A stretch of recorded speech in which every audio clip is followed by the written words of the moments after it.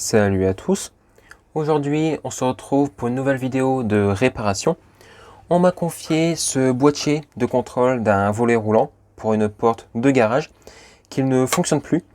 Les personnes n'arrivent plus à actionner le volet avec les deux télécommandes qui sont fournies avec. Donc ils m'ont demandé d'essayer d'y regarder pour essayer de le réparer. Déjà dans un premier temps, je vais vous montrer un petit peu comment c'est fait à l'intérieur et ensuite on fera 2-3 tests pour voir un petit peu d'où peut provenir la panne. Honnêtement, j'ai déjà trouvé le problème et je vous expliquerai toute ma méthodologie de recherche de panne.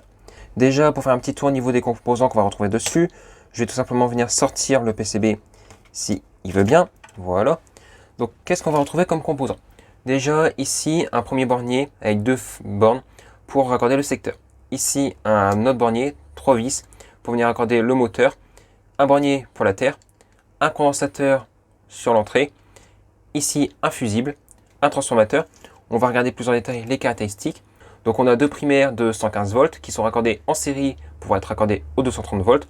Et on a 2 secondaires de 12 volts 0,4 volts ampères qui sont raccordés en parallèle pour avoir plus de puissance.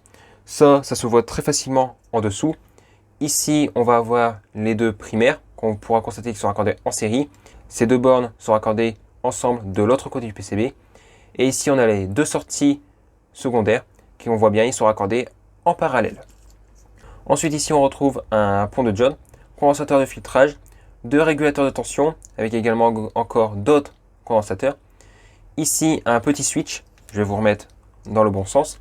Donc ici, un switch pour différents modes au niveau de la carte. Ici, un bouton poussoir de programmation et ici, un petit cavalier pour les mémorisations. Ici, on va retrouver la platine réceptrice des télécommandes que je vais venir retirer. Dessus, rien de très spécifique, hein. Je vous laisse regarder, faire pause pour avoir les différents composants. Voilà. Ensuite, ici en dessous, on va retrouver encore d'autres composants, des résistances, des condensateurs, un buzzer, des diodes au niveau des relais. Je vous laisse faire pause également si vous voulez avoir plus de détails au niveau des références, des différents circuits. Le dernier circuit qui est juste là. Donc, j'ai fait un petit peu tout le tour de la carte. Je vais venir remettre tout ça et on va venir la remettre dans son boîtier. Alors, déjà pour commencer, je me suis muni de la notice du bordel et j'ai constaté ici, comme je vous ai dit, qu'il y avait un fusible. Donc, je l'ai tout simplement vérifié dans un premier temps pour vérifier si c'était lui l'origine du problème ou pas. J'ai testé le fusible, il est bon, donc pas de problème à ce niveau-là. Ensuite, j'ai donc mis la platine sous tension. Ce que je vais faire tout de suite, je précise, hein, mais la prise à l'autre extrémité est débranchée. Je vous montre au cas où. Voilà, elle est là. Je vais donc raccorder les fils tout de suite, comme ce que j'ai fait déjà précédemment. Donc ça, c'est fait. Maintenant, je mets tout de suite sous tension. Par mesure de précaution, lors de la première mise sous tension, j'avais remis le capot par-dessus pour éviter, en cas d'explosion de composants ou n'importe quoi ou d'arc électrique, d'être ébloui et de potentiellement m'abîmer les yeux. Donc ça, je le précise quand même. Je vais mettre le capot pour faire comme j'avais fait au tout début. Donc, je branche tout de suite la platine. Rien ne s'est passé. Exactement pareil. Et là, à l'intérieur, on pourra constater qu'on a une LED qui s'est allumée. Donc déjà, c'est bon signe. La platine est sous tension. Ensuite, j'avouerai ne pas avoir vérifié les tensions. Et je suis tout de suite passé au test de la platine. Parce que lorsque j'ai analysé un petit peu la notice, j'ai constaté qu'ici, on a 2 boutons poussoirs pour pouvoir fermer le volet et l'ouvrir. Donc dans un premier temps, j'ai testé cette partie-là. Comme le problème venait des télécommandes d'après les personnes, j'ai déjà testé dans un premier temps si la carte par elle-même, sans la partie radiofréquence, tout ça, fonctionnait. Donc pour cela, je me suis muni d'un morceau de fil que je suis venu raccorder sur le commun. Et ensuite, l'autre côté, je suis venu me raccorder sur l'une des bornes. Donc il me semble qu'ici, ça est la fermeture. Ça commute. Je fais maintenant l'ouverture. Ça commute également. Donc déjà, la platine fonctionne. Pour vous montrer un petit peu que ça commute et qu'on a bien un bon fonctionnement, je vais me munir tout de suite de mon voltmètre. Donc je le mets tout de suite en position courant alternatif. Là par contre, on fait super attention. Je déconseille cette manipulation à toute personne non expérimentée. Il y a quand même du secteur, c'est extrêmement dangereux. Donc la borne noire sur le commun et ici le rouge sur l'une des phases de sortie. Donc là, j'ai pris la première. Ici, je n'ai aucune tension, c'est normal. Je suis tout simplement en ouverture, donc là c'est le contact de fermeture. Et si je me mets à côté, j'ai 240 volts. Ici, c'est la borne d'ouverture. Donc ça fonctionne, pas de problème. Donc comme ici ça fonctionnait, ensuite j'ai testé les télécommandes. Parce que la platine par elle-même fonctionne. Donc là, tout le problème vient des télécommandes. J'appuie donc sur la télécommande. Et là, ça fonctionne. Ça commute également. je peux vous montrer, hein. J'ai appuyé ici, donc là, c'est le contact de fermeture, c'est le bouton de fermeture. Si je me mets sur la borne de fermeture ici, on a bien du jus. Je peux réitérer l'opération. Par exemple, là, je fais sur l'ouverture, donc je vais me mettre à côté. Ça fonctionne également. Donc là, je me suis dit, ça fonctionne, c'est bizarre. Alors, j'ai fait un petit peu joujou avec les télécommandes pendant longtemps. J'ai appuyé, j'ai rappuyé. Donc là, ça commute. J'ai fait ça pendant longtemps. Ça commute toujours. Et là, plus rien. Je ne sais pas si vous entendez, mais là, plus rien. Je peux appuyer de l'autre côté. Plus rien. Là, ici, plus rien non plus. Ça ne commute plus. Ça fait ça au bout de quelques commutations. Ça semble quand même assez étrange. Ça fonctionne très bien et d'un seul coup, ça ne fonctionne plus. J'ai donc démonté la télécommande. J'ai vérifié les piles, mais comme vous pouvez le constater, la LED brille de façon très correcte. Donc, je vais vous faire ça en direct, comme quand j'ai fait hors caméra précédemment. Donc ici, j'ai 2 piles.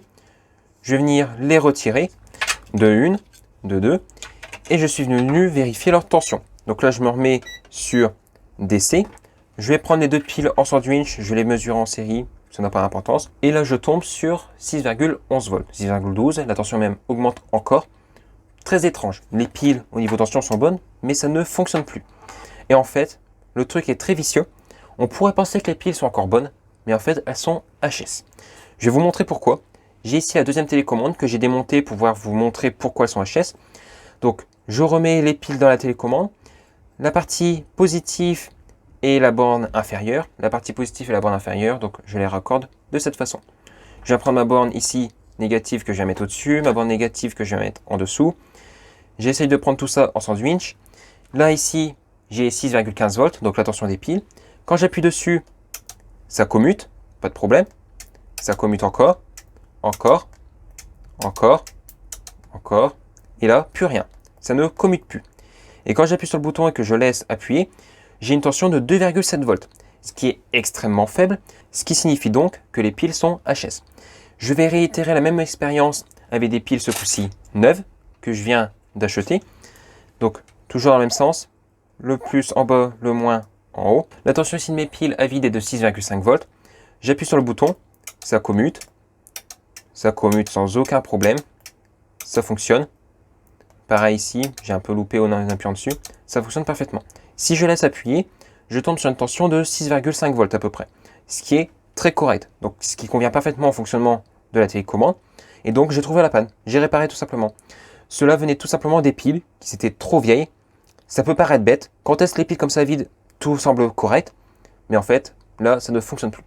Donc la panne était très bête, extrêmement bête, mais je pensais intéressant quand même de faire cette vidéo. Je pensais que j'allais passer des heures à essayer de réparer ce circuit, mais finalement, cela ne semble être que les piles. Également, j'ai constaté d'autres petits problèmes, mais négligeables, qui pourraient faire en sorte que les télécommandes ne fonctionnent pas très bien. Déjà, dans un premier temps, c'est un petit peu l'oxydation qui est apparue sur les bandes de contact à ce niveau-là. Donc pour cela, très simple, je prends un cutter et je viens passer un petit coup dessus pour dire d'user un petit peu au niveau du contact et que la petite couche d'oxydation s'en aille et qu'on retrouve un bon contact entre les piles et les languettes. Également, vous pourrez constater, mais les languettes sont un petit peu déformées, donc pour cela, je les redresse un coup, de telle façon à avoir un bon contact et que les languettes appuient bien comme il faut autour des piles pour avoir le meilleur contact possible et donc le moins de perte de tension au niveau des petites résistances qu'il peut y avoir à droite et à gauche. Donc voilà, réparation en fait, somme toute très simple, très facile, mais qui me semblait très intéressant quand même de faire une vidéo à ce sujet. Cette réparation, ça donc ici. Les étapes qui me restent, c'est donc remplacer les piles des 2 télécommandes et nettoyer un petit peu les contacts comme je vous l'ai dit précédemment. Si jamais vous avez des questions, n'hésitez pas en commentaire ainsi que sur Discord, lien en description. Si vous voulez savoir un petit peu en avant-première, ce que je bricole, tout des trucs comme ça, ça se passe sur Twitter, lien en description. Si cette vidéo vous a plu, n'hésitez pas à la partager. Un petit commentaire pour le référencement, ça fait toujours très plaisir. Et surtout, n'oubliez pas un petit like, seulement pour savoir si ce genre de vidéo vous plaît. Si cela n'est pas déjà fait, vous pouvez vous abonner tout de suite avec le bouton qui vient d'apparaître à l'écran. Cela m'aide énormément. Et moi je vous dis salut à tous et à la prochaine.